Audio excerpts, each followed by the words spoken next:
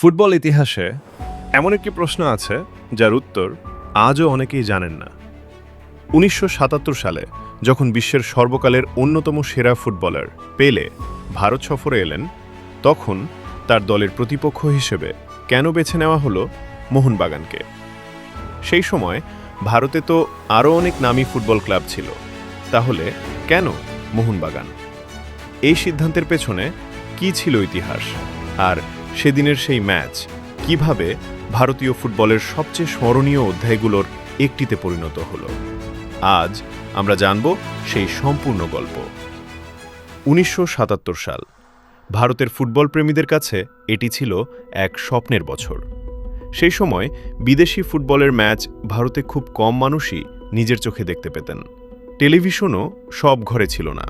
কিন্তু ১৯৭৭ সালের সেপ্টেম্বর মাসে একটি খবর গোটা কলকাতাকে উত্তেজনায় ভরিয়ে দেয়। ফুটবলের বলের রাজা পেলে ভারতে আসছেন। তখন পেলে খেলতেন নিউ ইয়র্ক কসমোসের হয়ে, আর তার ভারত সফরের মূল আকর্ষণ ছিল কলকাতায় মোহনবাগানের বিপক্ষে একটি প্রীতি ম্যাচ। ২৪ সেপ্টেম্বর ১৯৭৭ সাল, কলকাতার ইডেন গার্ডেন্স। হাজার হাজার মানুষ স্টেডিয়ামের দিকে ছুটছিলেন, কারণ তারা ইতিহাসের একটি মুহূর্তের সাক্ষী হতে চেয়েছিলেন। কিন্তু কেন এই ম্যাচের জন্য বেছে নেওয়া হলো মোহনবাগানকেই? সেই গল্পই শুরু হচ্ছে এখন। তাহলে কেন বেছে নেওয়া হয়েছিল মোহনবাগানকে? এর উত্তর জানতে আমাদের ফিরে যেতে হবে ১৯৭৭ সালের ভারতীয় ফুটবলের বাস্তবতায়। সেই সময় ভারতে ফুটবল জনপ্রিয় হলেও আন্তর্জাতিক পর্যায়ে ভারতের অবস্থান খুব শক্তিশালী ছিল না। কিন্তু একটি শহর ছিল যেখানে ফুটবল শুধু একটি খেলা ছিল না, এটি ছিল মানুষের আবেগ। সেই শহরের নাম কলকাতা, আর কলকাতার ফুটবল মানেই একটি নাম, মোহনবাগান। ১৮৮৯ সালে প্রতিষ্ঠিত ভারতের অন্যতম প্রাচীন এবং সবচেয়ে ঐতিহ্যবাহী ফুটবল ক্লাব। ১৯১১ সালে ব্রিটিশদের বিরুদ্ধে আইএফএ শিল্ড জিতে মোহনবাগান ভারতীয় ফুটবলের ইতিহাসে এক নতুন অধ্যায় লিখেছিল। এরপর দশকের পর দশক মোহনবাগান দেশের অন্যতম শক্তিশালী ক্লাব হিসেবে নিজেদের প্রতিষ্ঠিত করে। হাজার হাজার সমর্থক, অসাধারণ ফুটবল সংস্কৃতি এবং কলকাতার উন্মাদনা এই ম্যাচের জন্য মোহনবাগানকে একটি স্বাভাবিক এবং শক্তিশালী পছন্দে পরিণত করেছিল। কিন্তু পেলের ভারত সফর শুধু একটি ক্লাব ম্যাচ ছিল না, এটি ছিল ভারতীয় ফুটবলের জন্য বিশ্বকে নিজেদের দেখানোর একটি বিরল সুযোগ। আর যখন খবর ছড়িয়ে পড়ল যে ফুটবলের রাজা কলকাতায় আসছেন, তখন গোটা শহর উত্তেজনায় ফেটে পড়েছিল। কিন্তু যেদিন পেলে কলকাতায় পৌঁছালেন, সেদিনের দৃশ্য ঠিক কেমন ছিল চলুন দেখে নেওয়া যাক। অবশেষে সেই প্রতীক্ষার দিন এসে গেল। ২৪ সেপ্টেম্বর ১৯৭৭। সকালের কলকাতা অন্য দিনের মতো ছিল না। শহরের রাস্তায় একটাই আলোচনা, আজ পেলে খেলবেন। স্টেডিয়ামের দিকে ঘন্টার পর ঘন্টা আগে থেকেই মানুষের ঢল নামতে শুরু করেছিল। শুধু কলকাতা থেকেই নয়, ভারতের বিভিন্ন প্রান্ত থেকেও ফুটবল প্রেমীরা এসেছিলেন ইতিহাসের সাক্ষী হতে। কিছুক্ষণের মধ্যেই পেলের দল নিউ ইয়র্ক কসমোস স্টেডিয়ামে পৌঁছে যায়। ক্যামেরার ফ্ল্যাশ, সাংবাদিকদের ভিড় আর হাজার হাজার সমর্থকের উচ্ছ্বাস স্পষ্ট করে দিচ্ছিল এটি শুধু একটি প্রীতি ম্যাচ নয়, এটি একটি ঐতিহাসিক মুহূর্ত। অন্যদিকে মোহনবাগানের খেলোয়াড়রাও প্রস্তুত ছিলেন নিজেদের সেরাটা দেওয়ার জন্য। তারা জানতেন আজকের প্রতিপক্ষ সাধারণ কোনো দল নয়, তাদের সামনে দাঁড়িয়ে আছেন ফুটবলের রাজা পেলে। কিন্তু মোহনবাগানের লক্ষ্য শুধু পেলের সঙ্গে ছবি তোলা ছিল না, তাদের লক্ষ্য ছিল মাঠে লড়াই করা, প্রমাণ করে দেওয়া যে ভারতীয় ফুটবলও মাথা উঁচু করে বিশ্বের তারকাদের সামনে দাঁড়াতে পারে। কিন্তু রেফারির প্রথম বাঁশি বাজতেই মাঠে আসলে কি ঘটেছিল চলুন শুরু করি সেই ঐতিহাসিক ম্যাচের গল্প। অবশেষে অপেক্ষার সেই মুহূর্ত এসে গেল। রেফারি প্রথম বাঁশি বাজালেন।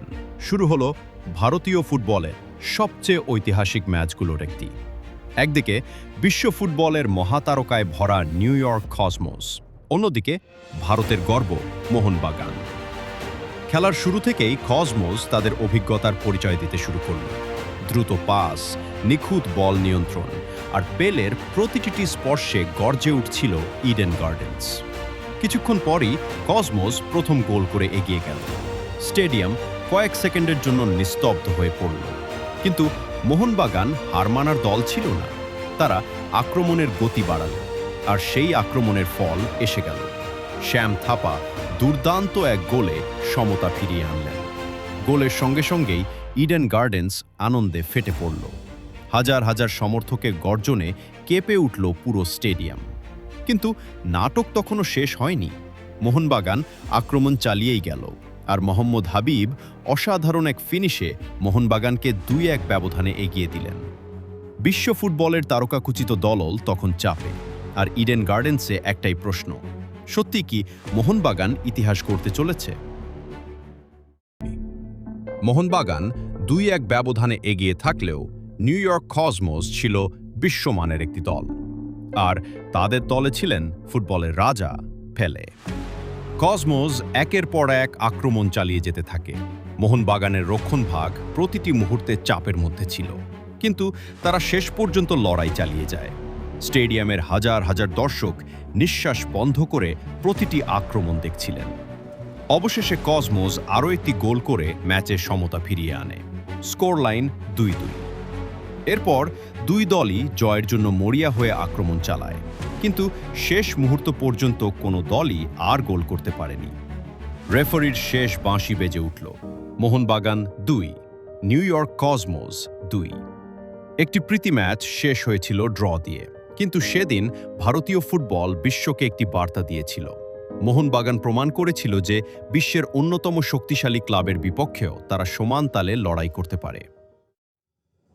1977 সালে সেই সন্ধ্যায় মোহনবাগান শুধু একটি ম্যাচ ড্র করেনি, তারা প্রমাণ করেছিল যে ভারতীয় ফুটবলও বিশ্বের সেরাদের চোখে চোখ রেখে লড়াই করতে পারে। ফুটবলের রাজা পেলে ভারতের মাটিতে যে ম্যাচ খেলেছিলেন আজও সেটি ভারতীয় ফুটবলের সবচেয়ে গর্বের অধ্যায়গুলোর একটি।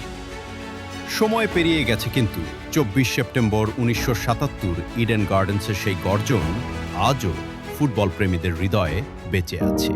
যদি এই ইতিহাস আপনার ভালো লেগে থাকে তাহলে ভিডিওটিতে একটি লাইক করুন, আর ভারতীয় ফুটবলের এমন অজানা ও রোমাঞ্চকর ইতিহাস জানতে ইন্ডিয়ান ফুটবল হিস্ট্রি চ্যানেলটি সাবস্ক্রাইব করে পাশের বেল আইকনে ক্লিক করতে ভুলবেন না। আপনার একটি সাবস্ক্রাইব আমাদের আরও এমন ঐতিহাসিক ডকুমেন্টারি তৈরি করতে অনুপ্রাণিত করবে। ধন্যবাদ। আবার দেখা হবে ভারতীয় ফুটবলের আরেকটি অবিশ্বাস্য ইতিহাস নিয়ে।